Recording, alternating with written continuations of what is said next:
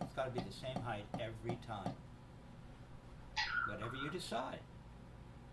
Now, how high are you going to raise? And how high are you going to bring the stick up for your throw? You have to decide. It's got to be the same every time, whatever it is. Whatever it is.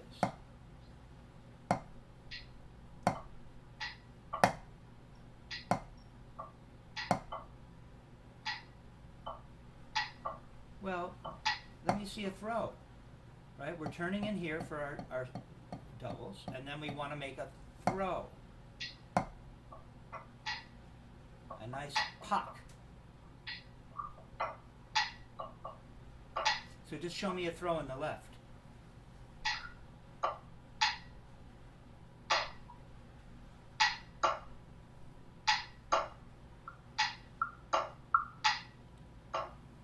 Okay, let's blow it up. Now, okay, so let's take just a moment. That was good. See, we discovered the problem with regards to your left not really wanting to rotate. Right? We discussed the need to understand or regulate stick height, and so your doubles on the wrist got better. Now we found another problem, I believe. I want to see you blow up what is that throw, that downstroke, as Murray would call it, or a throw as Dick Wilson would call it. And let me see you blow it up so that I understand, so that I know that you understand the full range of motion. Right now, we're down in here. We're not really experiencing the full range of motion in the turn. We had you come up, then we had you come back down, and then we were going to play roll strokes. Okay? So now we're looking at the throw, and we're in the left. Show me a throw.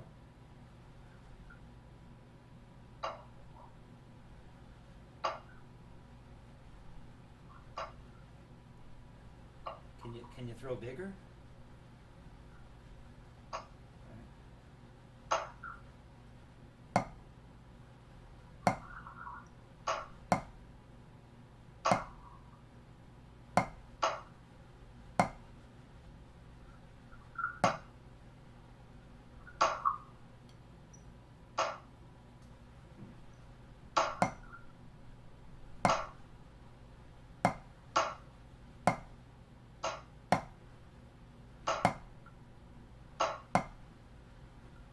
Look at my elbow, Sherry.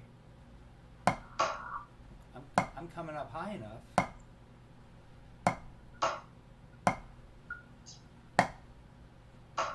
So that we're going to see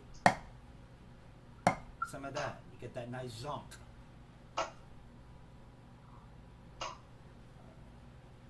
Okay, so let me show you something that Richard Martinez hit me to. The left can be kind of tricky. The right seems more obvious, right? This follows his path up, right? It seems more obvious.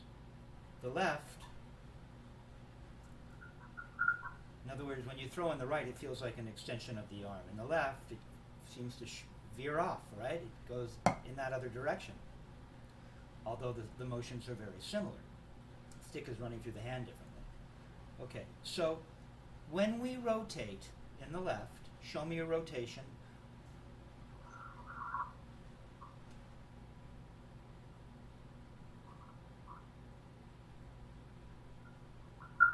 Can you feel the tension? Almost feels like it's being stretched.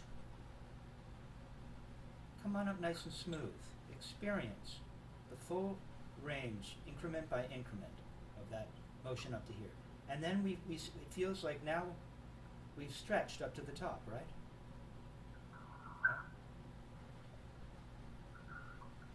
And then it comes back down. You don't have to do anything with your first finger. See? It came back down. More about the rotation than doing anything funny in the hand. So leave it alone.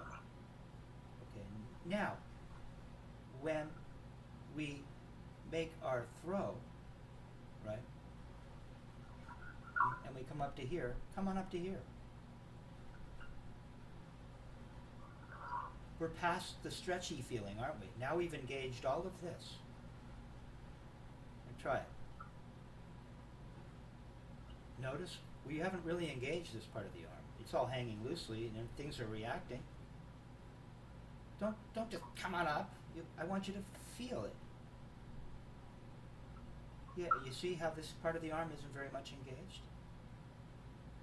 It's definitely reacting, but it's not reacting in the way that it does when we do this. See? Now it's engaged. Right? Come on down. Better. Okay. All you were doing was I asked you to go higher, and your elbow just wanted to hang by, glue to your side, instead of feeling this. Which reminds me of the idea of, and I'm a swimmer. You know, it's interesting. I used to bring my snare drum technique to my swimming, you know, to help improve my butterfly and my motions. But what really is interesting is that perhaps I need to bring the swimming to the snare drum, because, you know, it reminds me. This is something Martinez has talked about as well. It reminds me of, look, go ahead and reach for you. You swim freestyle, right? There you go. See how the whole arm is engaged? Okay. So the whole arm is engaged. The whole arm is engaged. Kind of, when you blow it up this big, it reminds me of swimming. I can feel, and you have to reach all the way in swimming, right? One hand can't only come to here, well, this hand comes to here, or you'll start swimming in circles. Right? So what we're looking to do is we're looking to feel the full range of motion, right? If we're going to blow it up. See, but I could tell that this wasn't available to you. You were doing something like this. So when you were doing it small, it felt like it had its limitations. It felt like there was a governor at work, which was stopping you or governing the system so that you couldn't really engage at all. Okay. Now let's see that one more time.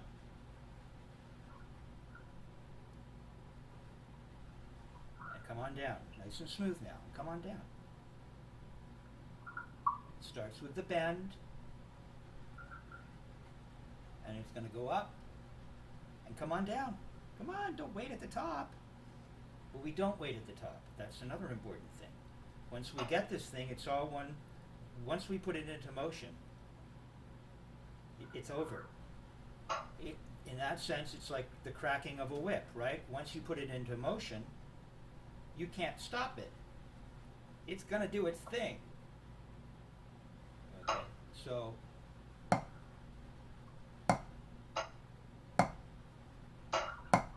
see, it's all one smooth motion.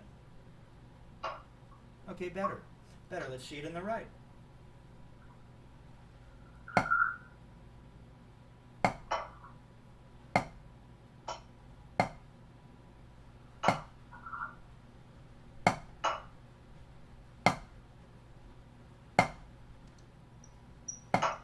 Or, typically, we're not going to go quite that high. It would be somewhere in here, you see. But you can see that the arm is loose enough so that it can feel the full range of motion. Let me see now. Let me just see a less exaggerated. You see how the elbow reacts, but it's the wrist that's leading, and you get that zonk. Okay, good.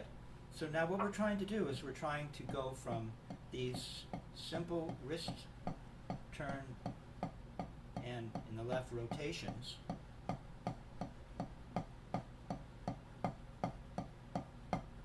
and then feel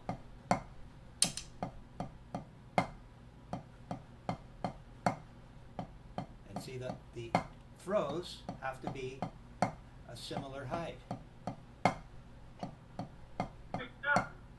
Can you see that?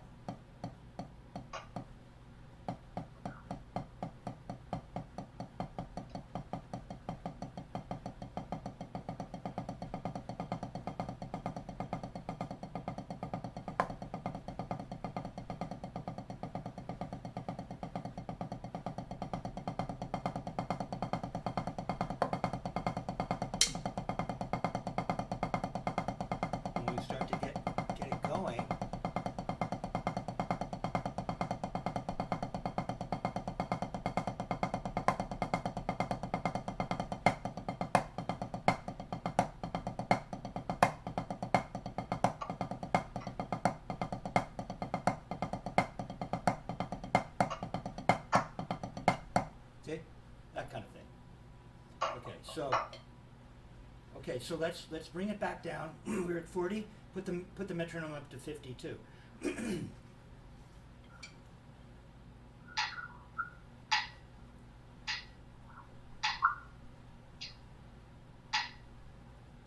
Doubles on the wrist.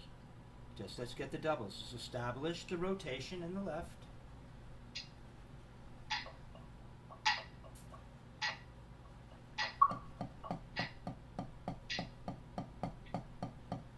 And then, once you feel it, then you can make your throws for, let's say, the 5-stroke roll.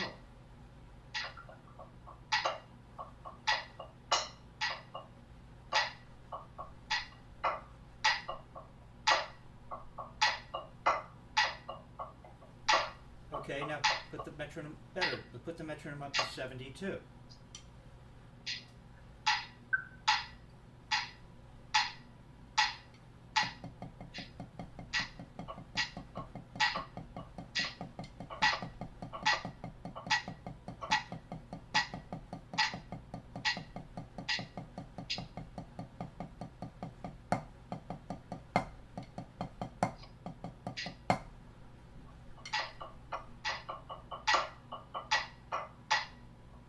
We're getting into the world where it's verging on wanting to perhaps rebound, right?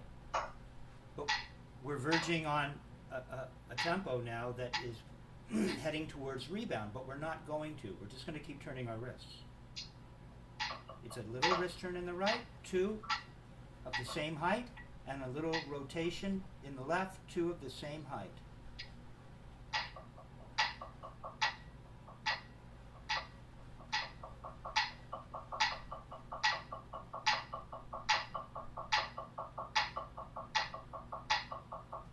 Relax.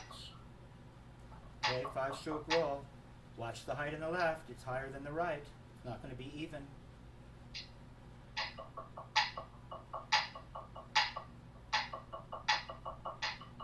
Just 2 little rotations in the left.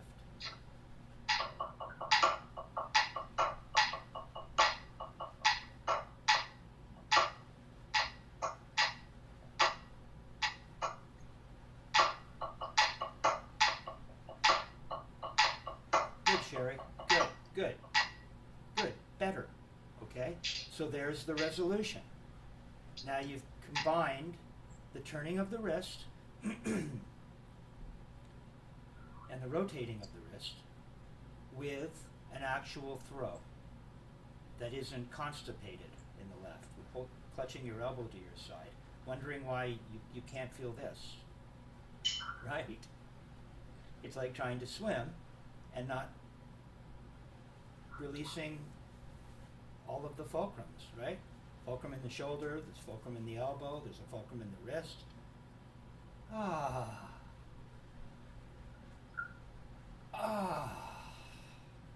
It's not that big a deal. That's why, there you go.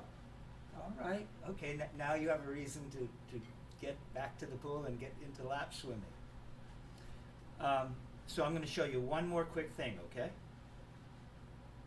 Do you have the Feint and Flam handy? Yeah, but I do it. Want me to put it up? Yeah, let's take a look at that real quick.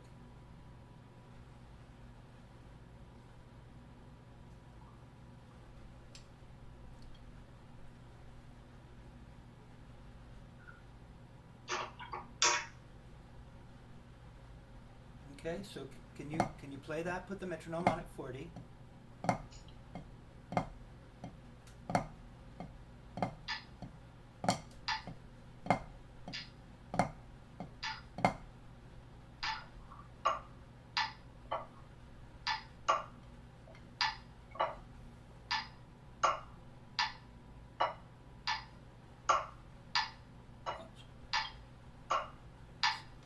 Your left throw is disappearing again. You're back to this.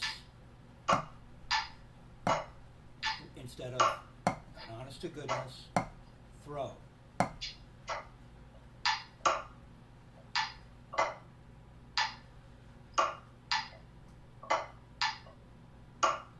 a little harder for you in the left. Your right seems to get the idea. So just play the left hand, right?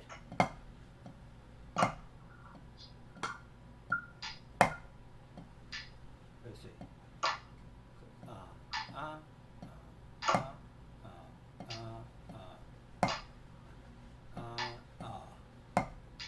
It's just this.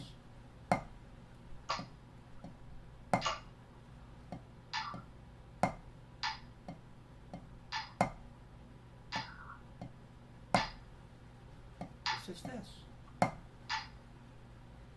We have the right hand. Just do this. Tap, tap, throw. Tap, tap, throw. Tap, tap, throw. Tap, tap, throw. Tap, tap, tap, throw. Tap, tap, throw. Tap, tap, throw. That's all it is.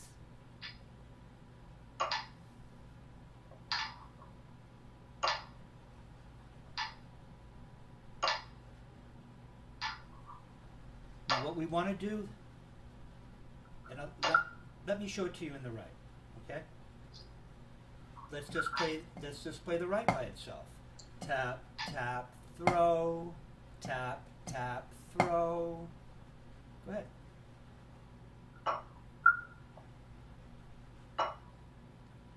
Yeah, your right's better. Let me give you something that, and remember how different the two grips really are, but there are some similarities. Okay. What we're looking for is to get the bottom of the bead. As we go to make our up, we're looking to get it as much of the bottom of the bead as possible.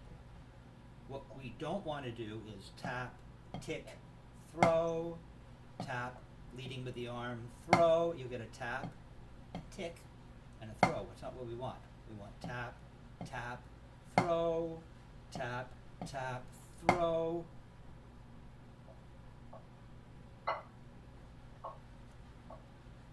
Yeah, now what you'll notice is, as we can give you another Richard. Thank you, Richard. Richard talks about the idea that you're already going up. Right? You're already going up. So you'll notice, we've talked about this, haven't we? We've talked about the fact that there's some kind of little, I don't want you to leverage, see, maybe I shouldn't even mention it. It's so tiny. So don't make too big a deal out of this, because it won't get you there, especially in the left, because you might end up not learning to rotate, but you might end up trying to do something, which was kind of my thing. Instead of just rotating and relying on allowing nature to take its course, I would kind of exaggerate certain parts of the technique. It's sometimes having to do with me trying to mimic the right hand and the left. Okay, so let's be careful. But both beads should be, whether it's traditional or palm down, we're looking to get the bottom of those beads when we go to make our throw. When we go to make the up to prepare for the throw. So, as you'll notice, you're already going up, so that what we're doing is, in other words, this is really the takeaway. We're not getting the upstroke by lifting. We get it by turning towards the surface, and it'll start the going up process. We get it by simply making a note and noticing that it is quite comfortable. All you have to do is follow it up. You tap, and the second tap, you're gonna take advantage of that natural tendency for the body to countervail, and you're gonna follow it up and make your throw.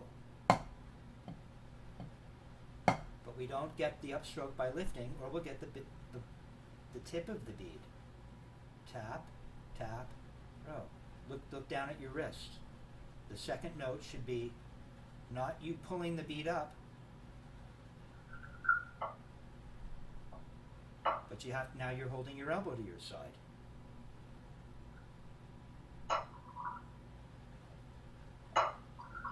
right, so in the left, again, we're looking for two rotations, and then we go up. And on this upstroke, see, just turn towards the surface. Just turn towards the surface. There, see, you're going up. Now follow it up. Tap, tap, throw. You see, we're getting the bottom of the bead. Okay, now put the hands together and see if you can play the Feint and Flam.